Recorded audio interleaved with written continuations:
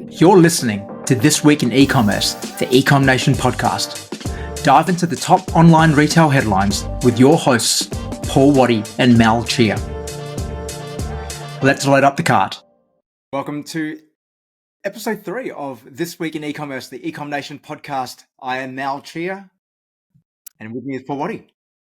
I didn't know if I was supposed to introduce myself. We're going to get the intro right, I think. And I'm Paul Waddy. Try something like that. We'll get better at it. This is episode 3 of actually properly doing this better. Actually making this a bit more of a professional package, which is nice. It's lovely to get some good feedback. And I think people are enjoying it. Definitely. Yeah. Speaking of feedback, I hope you all can hear me okay. Some technical issues earlier, but yeah, feedback is been getting some really good feedback from people. And so keep reaching out with anything you'd like us to discuss on these Friday chats. Yeah, absolutely. Well, it's been another very eventful week, as it always is in our sphere. We're going to be covering off a few topics today. We're going to be talking a little bit about Temu and the Chinese economic downturn, which is something which I've been going on about for a little while. Talking about also some changes in a recent article which I read about the changing face of online retail, about how advertising has become less and less effective, and the importance to build community, which is something which we're both very passionate about. And then also talking about Sands Drinks. So let's start off there. So Sands Drinks, a couple of weeks ago, we reported that they were going into voluntary administration, and it looks like they've been acquired. That's great news. I just sent a message to the new owner's brother. They're a great group. The group that have come on board, they're really, really successful, great organisation. So I'm really happy to find out who the new owners are there. And look, it's great because I think the concept was really good. It just didn't quite work out, and we've addressed that in the past. But it lives on, and I think it's in very good hands with the group that have bought it. So I'm really happy about that.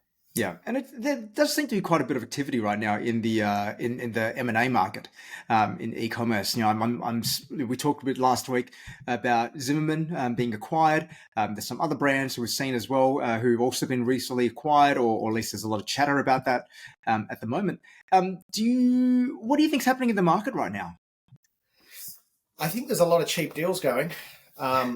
Really cheap deals. So there's things around that you sold for 20 million not long ago that are now being sold for 500,000. So look, I think it's just what we all know, which is basically businesses are on the chopping block because as consumers we've just got a lot less money to spend.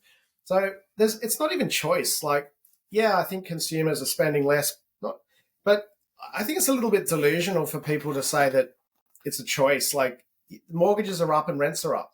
So physically there is less money to spend.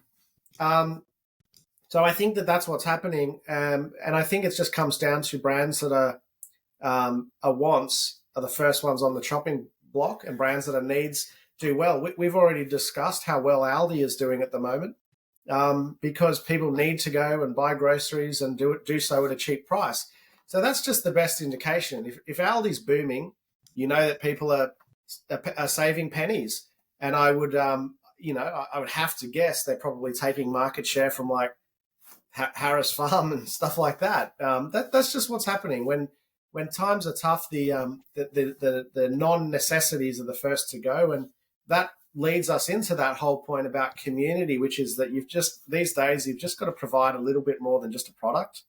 Yeah, and that's a nice segue into that because it's something in Marketing Brew, which is a marketing blog, I believe. I don't know how I stumbled on this article, came across it during the week, just talking about how when you go back about in the the early days of e-commerce, I was going to say even 5-10 years ago, all you need to do was run Facebook ads. Facebook, Google, Instagram. Run ads on those platforms, and you're pretty much guaranteed to grow. I was there during those days, as with you, Paul. Glossier, which is obviously a huge cosmetics brand in the US, grew off the back of social media advertising, and TikTok and things like that. So that's how they grew, and now they're at such a size where they've got a brand, they've got presence that they don't really need to spend as much anymore to grow. But now brands can't rely on that as much anymore. That, in the early days of Instagram, DTC brands could grow really, really quickly because there was less noise. Pardon me. But now, as there's more noise out there, more and more competition, you can't really rely on that now. So what this article talks about is, and we'll put a link to this in the show notes, is that you can't just rely on advertising. You do actually need to offer something a little bit different.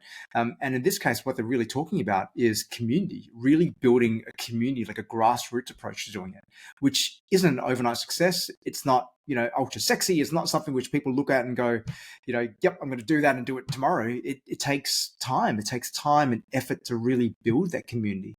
And I think you and I have both seen a lot of brands which have done that as well. Keisha, G'd Up, brands like that have taken years to do that. They've taken multiple years to develop who their audience is, really build up that grassroots following. And they've used paid media to accelerate the growth, not to drive that growth. Yeah, I couldn't agree with that more. It's sort of 2015, 14, 13. It was pretty easy to start a business and run a few ads and get really good ROAS, 10, 11. Those days are pretty much gone. So I think it's it's easy for us to say, oh, you've got to invest in community, but I think you've got to have something the rule with community, I think, is how I approach it, is that 80% of what you put out there has to be informative and free. And so what that means is, like, if I was to start a community, which I did today, and tell people, like, jokes, if I would do an hour of jokes a day, I'm not sure that, or funny memes, I'm not sure that would be wildly successful. Whereas if I was to sit on there at 80% of my content was useful, like teaching people something, that's where I find that it resonates. And I think if you look at, I think if you look at Keisha and G'd Up and these brands, like, belonging to their community gives you first look at their product, which can often sell out. It gives you behind the scenes insights into certain things. It gives you, in G'd Up's access, some pretty candid access, in G'd Up's case, some pretty candid access to behind the scenes. So I think the brands that want to do, I think who does this well, like Gymshark, I think Belroy started Carryology, or, do that blog. You've got to give something back. And it's like, I've always kind of thought, Mal, that a great online business would be a tradie. And Adam from Who is Elijah was telling me about this the other day, his friend who wanted to sell paintbrushes, and he was like a fantastic painter. And I said, that's amazing, because you can imagine on socials or in his community, him teaching people how to do better DIY painting. So anything where you can sort of teach and offer genuine value, because you do see these other brands, Mal, who they're like, we've got a tribe and we've got a community, and you're like, no, you don't. You have paid followers. Yeah. You have paid followers, and if you stopped advertising, you would lose 50% of them in a year. So I think it's a real challenge, again, just to be honest about what you're really offering, because what you said is right. Like, we can't build on paid anymore, but it's not stopping a lot of brands from trying. And it's just, the sooner we think of paid media as a supplementary thing, the better. You hit the nail on the head with value before, and value is something which we talk about a lot. And value isn't just about price as well. Like, a lot of people look at, how do I add more value? Well, I need to make it cheaper, or I need to discount it. I need to do something to do with the price. But value is actually more than that. And to think about what value, and this sounds, like marketing wank, and I'm very conscious of how this might sound, but value is really looking at, how am I adding value to the lives of my customer? One very famous quote, which I often repeat, is, the world doesn't need another fast fashion brand. Don't know who I heard that from, but the fact is that the world doesn't need a fast fashion brand. Yeah, maybe his own lunchbox.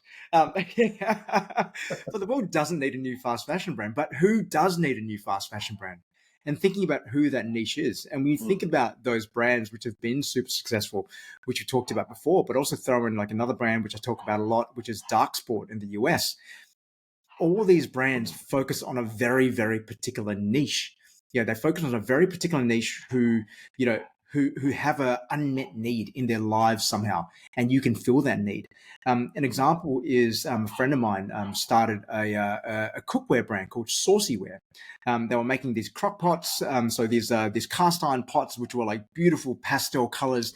It looked amazing, and I hope they don't mind me sharing this story. And they sold out within minutes, of going live, because the founders had cultivated this community. Tori and Lauren, they spent a lot of time cultivating this community just organically, friends, followers, sharing cooking recipes, people who trusted them, so that when they went live with it, they sold out straight away, completely sold out, or pretty much sold out.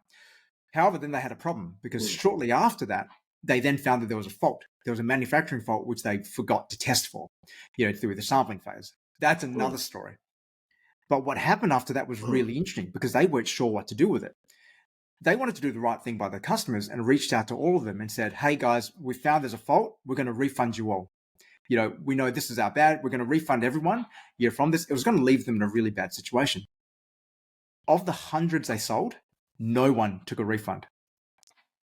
Of the remaining stock, everyone actually said, you know what, we'll buy another one, so that you can clear it and reinvest it in the more R&D into your next collection. And that's the power of a community, where you don't need to just discount. You'll get a community who believe in what you have to, in what you're offering, and they'll buy into that, and they'll support you through thick and thin. And that's kind of what you want. That's the moat you want to build. Because if all you're relying on is pricing and ads to build your moat, someone's going to cross that moat real quick. That's that's really cool. And I could almost bet that throughout the journey of establishing that company, they probably let certain people in on the journey to follow their path. And I think that it's a good lesson for all of us in building a new business, or even an existing one, is don't be afraid to let people into the journey. Even the failures like that's a failure, but they opened it up. They were transparent about it, and people will often resonate with that. And so how can we do that as online retailers, like on a day-to-day basis? Well, stop posting curated bullshit on your Facebook, your socials all the time. Like, it's seriously, people have enough of that with advertising being shoved down their throat. Like, people see through that. And a great little hack that particularly new starters can do. And, we're doing this with Shosai, and we're involved in that, Mal, and I'm involved with Quade. Like, we've made a decision. Open it up. Like, let's show people how we got it wrong. Like, let's show people where it came from. And I know that will pay us back in spades, because we're actually saying, like, we're not putting a pop-up that says join our community. We're actually opening up the curtains and saying, hey, actually join our community. Like, be one of our first. And who does that really well is the successful Kickstarters, Mal. The ones who raise lots on Kickstarter. I've learned so much from looking at those. They get, like you said, 95% of their funding in the first 1 or 2 days, because people are invested in the journey. They want to know, like, cool, tell me about you. Who are you? They're little investors. And that's what we all are, little investors. Like, we want to belong to brands. We want to invest in brands. But it's more than being told, join our community. It's like, hey, here we are. We're making no money. I'm packing from my spare bedroom, but come along for the ride. And I think people respond to being genuinely let in, and that's hard to do. But I think big and small companies, we can all learn from that and just be a bit more transparent and honest if we want people to join our community. Yeah, absolutely. And I think if you do that, you can also do away with your 10% off your first order discount as well. That's not a reason to join a community. I think that is one of my pet peeves in e-commerce, which I'd love to see just dropped. That people don't just default to offering a discount straight away. It's like, let's actually be smarter about it. If we actually tell a compelling enough story, people are going to come along for the ride, even without that discount. So I agree. I agree. I was thinking about the discount today. Like, why do we do it? But I think, it's a good test to take it off. But I think it's hard, Mal. Like, it's really hard for brands to. I think brands need to be just shaken a little bit, and to really just wake up to what it all means. Like, You look at these great brands overseas, or even here, Acacia's great, G-Duck's great. Like they're zigging when other people zag. That's what it is. You've just got to find your own way. Like there's crazy, wacky stories out there everywhere, and I would say that there's heaps more of those crazy, wacky, incredible success stories than there are cookie cutter stories. Because cookie cutter stories, you're on a production line to failure. Like it's getting more and more competitive. You actually need to be completely different.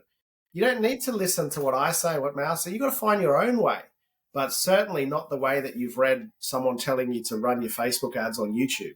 It's just so much more than that. Yeah, but I think you can be inspired by that. You can watch what other people do and try to learn from it, but don't copy it. Yeah, and I think there's so many Me Too brands and things out there. Everyone's just trying to follow everyone else, do the same thing as everyone else.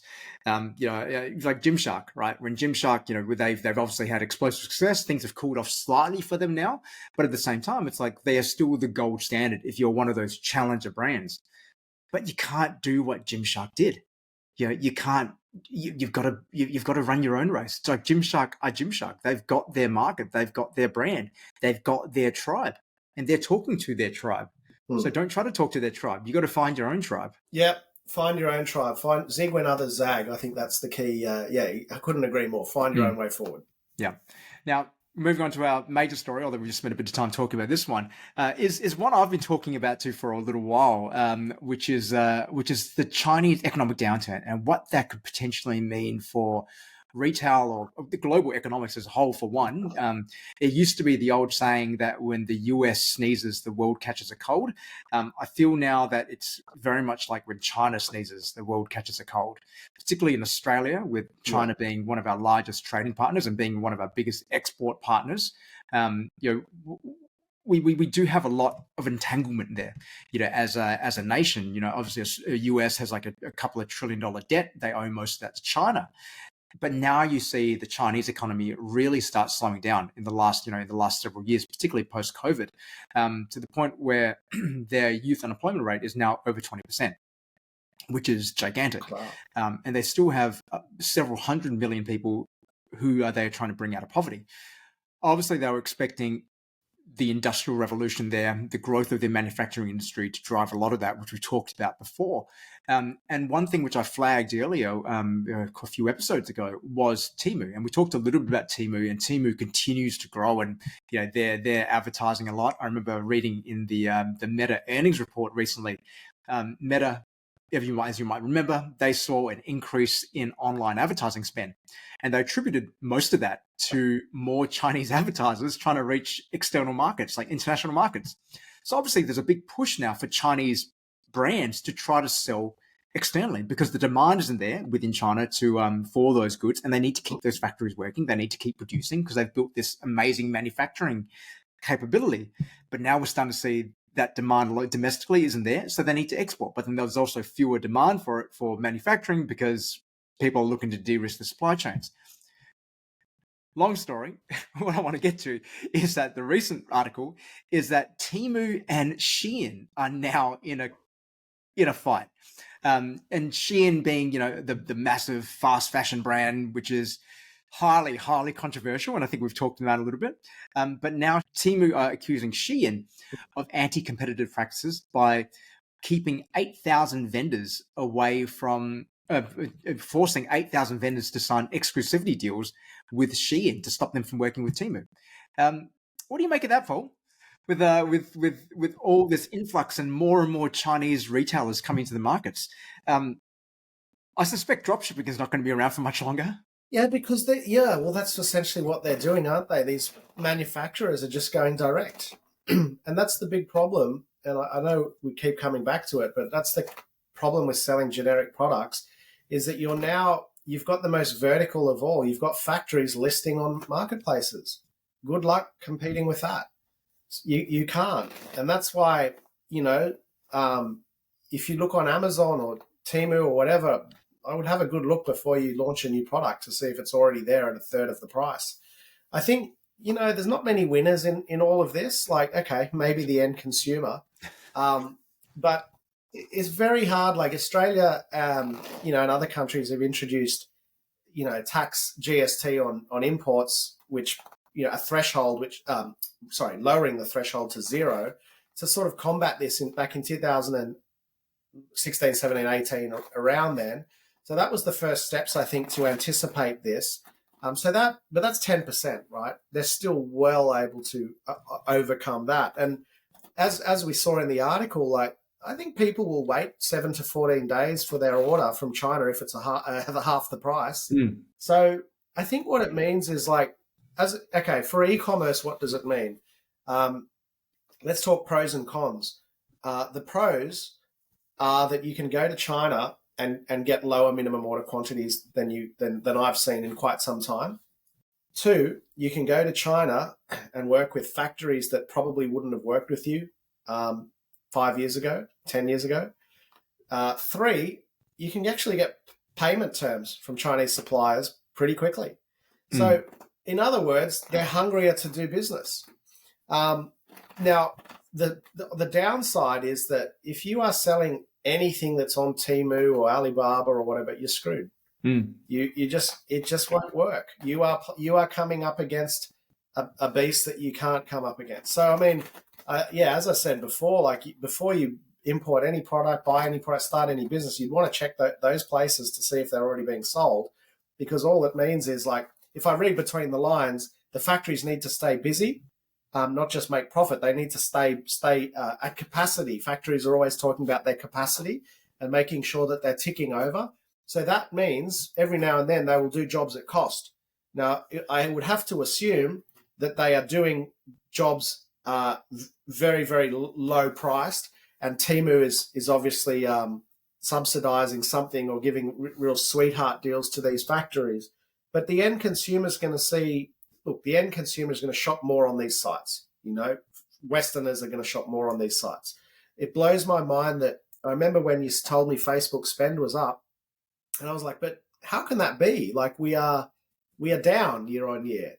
And now you know why. And just the sheer volume that these guys must be spending with Facebook to move their whole spend up is pretty terrifying. So I think you'll see measures to try and make it more competitive domestically, like, remote seller taxes and stuff. They'll have to now, because some of these manufacturers offshore will be killing local manufacturers. Now, we don't have a lot of local manufacturing in e-commerce anymore in Australia, but nonetheless, local manufacturers will be under the pump. So it'll be interesting to see what governments do. I don't know how they'll combat that, tariffs and whatever. We've already had our fair share of issues with China. But it just hits home again that if you're selling a generic product, it's going to be bloody hard to make it work. You said right there, like, if it becomes very retaliatory, like if we enact tariffs, then we know what China's going to do. China's going to do something in retaliation. It always happens. Like we're in a bit of a tit for tat, with them. Like with who was it? I can't remember which prime minister, Kevin Rudd or someone said something, and the next thing you know, it was Malcolm Turnbull said something. Next thing you know, there was Chinese wine import taxes, which have really hurt the local wine industry, and those things will happen. There's probably someone listening to this podcast, and off the back of this, we're going to be blacklisted from buying anything from China. But that's kind of what you always got to watch out for. So how do you and you could do that? And me as a bit of a free market economist as well. Yeah, I don't like subsidies and taxes. I understand why some industries do need to be subsidized, particularly if it's in the national interest, like food supply or defense or things like that. Yes, you do want to subsidize those to make sure that you have some sort of local manufacturing capacity for that. But when it gets to kind of that level, you're looking at it going like, well, why would I subsidize something to artificially manipulate the market? Where shouldn't it go where the efficiencies are? In which case, it's like, well, the reason why manufacturing was moving out of China anyway is because it was getting less efficient. It was just because of the rising cost of labor there, and the cost of labor is only getting higher and higher in China as their inflation increases as well. So that's becoming more, less efficient for us to manufacture there, which is why in the last 5 or so years, especially, more manufacturing is now moving out of China, into the Philippines, to Vietnam, into Bangladesh, particularly apparel. Apparel is like huge now in Bangladesh, but also Mexico as well. Mexico, more and more US manufacturing is now moving to Mexico rather than to China as well, because they're becoming more attractive. as well. So it's interesting what this the globalization of the world, and what this means when one industry shifts. So I look at it from the point that rather than try to artificially control costs and tariff and stop from those manufacturers, how do you actually try to build a moat around what it is which you're doing? Is there actually advantages about the fact that you're not manufacturing in China? You are using a manufacturer in somewhere else, like Bangladesh, for instance, because they have methods or they have access to fabrics or things like that, which you weren't able to access otherwise. But also the quality. Is there a quality improvement in doing this as well, or is this purely a cost-saving measure? But if you can get something done better, you can actually build more value into your product, and you build more value. Because I'm always reticent to buy from Temu because I look at the quality and go like, how is this actually any good? How is this $2 widget? How can that actually be quality? Or does quality? Because I always figure at that price, you can have it good, fast, or cheap, right? It's like, which one is it? It's fast and it's cheap. So how can it possibly be good? Or maybe that's just my old school brain of thinking about it. But when you look at it when I look at things that way, it's like, well, it can't be good. So why don't you focus on quality? Let's compete on quality instead. And the fact that people who do want better products, like Julie Mathers and Snuggle Honey, people who will want to pay a premium for their children's clothes, for their wraps, for their this, for their that, because it is organic, because it is certified, because it is sustainable, is because it is made ethically. I think you can build moats around those things. Yeah, I think you can. I think you have to. I think back to when I started importing goods from China and I started a brand in 2007, 2005, really. And at that time, I considered myself an importer. And I think there's no way I would start a business now as an importer. I would start a brand. And I think if you're an importer, you're really up. You see it already. If you're an importer, which means like, yeah, we'll stick a brand on it, or maybe we won't. Maybe we'll use your brand. You're facing downward pressure on margins just because the factories are selling direct. That's essentially what's happening. So if you're starting a new business as an importer, or you're a business that is an importer, you probably want to switch and become a brand pretty quickly.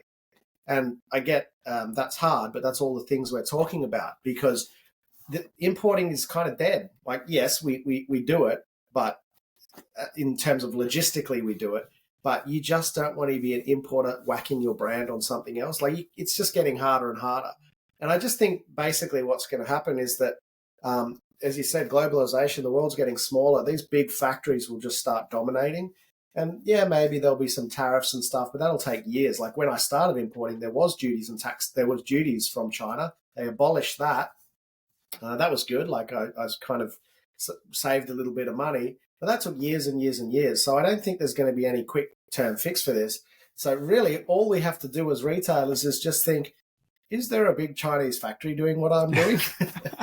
Or do I have something that's a bit better than that? And that's hard, but you've given some good examples there. Like, we know it can be done. It's just, we've got to start thinking about it. Yeah, absolutely.